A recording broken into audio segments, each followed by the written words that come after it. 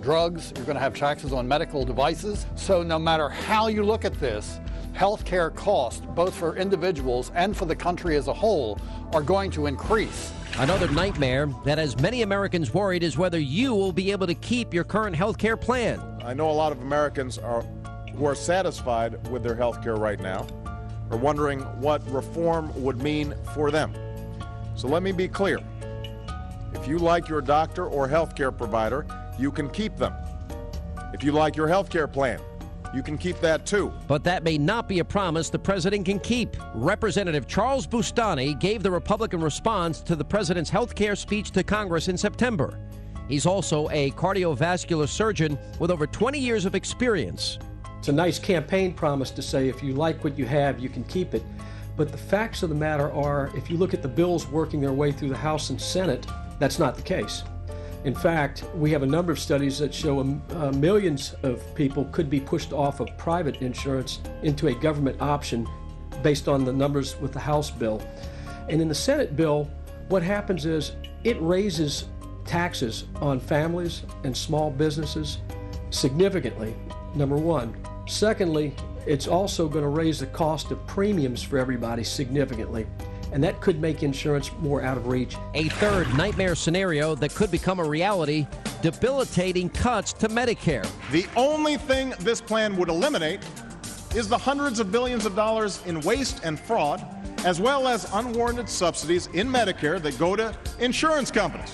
I will protect Medicare. Those, quote, stories could be warnings of what is to come. Scott Gottlieb is a practicing physician and former senior policy advisor at the Centers for Medicare and Medicaid Services. Americans are going to see a couple of things right away. What they're going to see is doctors start to consolidate into larger practices. It's going to become very unaffordable for physicians to stay within small practices. And there's a lot of language in the Baucus plan that talks about larger group practices, multi-specialty practices, doctors becoming salaried employees of large networks. You're also going to see the Medicare program become much more active at determining what people can and can't get access to when it comes to specific treatments or technologies. Medicare is getting new authorities, new resources to look at individual medical treatments and make decisions about when patients can and can't utilize it. So the same way private insurers look over what patients do, what doctors do in concert with treating their patients, the Medicare program is adopting many of those practices. And the final thing is you're going to see doctors have a strong financial incentive to start restraining the costs that they incur in treating their patients. So the kinds of things that they do, the kinds of treatments that they adopt, the kinds of prescriptions that they write, they're going to be on the hook for some of the costs of that. And we've heard a lot about our fourth nightmare, the creation of a public option. Let me be clear, because there's been a lot of misinformation out here about this. This would just be an option. Nobody would be forced to choose it. No one with insurance would be affected. But what it would do is offer Americans more choices and promote real competition and put pressure on private insurers to make their policies affordable and treat their customers better. But would a government option really mean more choices? Alan Miller has 35 years of experience in the healthcare industry and managed hospitals all over the world, including in the United Kingdom.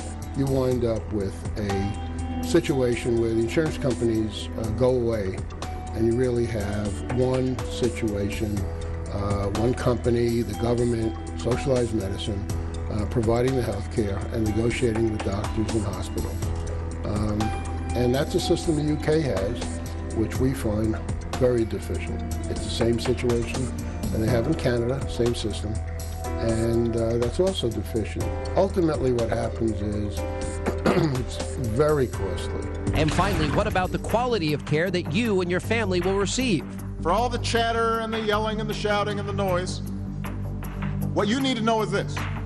If you don't have health insurance, you will finally have quality, affordable options once we pass reform. If you do have health insurance, we will make sure that no insurance company or government bureaucrat gets between you and the care that you need. Well, maybe he's right. We all know how well run and how efficient the DMV and the post office are. Now, Jim Martin is the president of 60 Plus Association. Now, that's a conservative countergroup to the AARP. And Martin suggests that the quality of care will decrease across the board, but seniors and baby boomers may be the most affected. These are massive costs That's going to lead to longer waiting lines, longer lines to get your MRIs, CAT scans, and conceivably even worse.